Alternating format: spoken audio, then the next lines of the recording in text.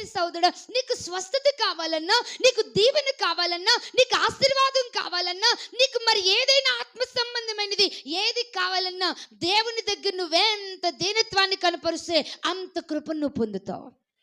హల్లెలూయా, హల్లెలూయా. ఎంత దీనత్వాన్ని కనపరిస్తే అంత కృప. నువ్వెంత తగ్గించుకుంటే అంత కృప.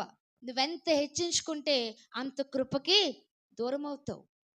దేవుడు అన్నాడు కదా, అహంకారులను ఎదిరించి నేను ఎవరికి కృపనిస్తానో దీనులకి కృపనిస్తాను. కాబట్టి ఆత్మలను నువ్వెంత తగ్గించుకుంటే అంత కృపను పొందుతావు. కాబట్టి ఈరోజు నీకు కృప కావాలంటే ఏం పొందాలి?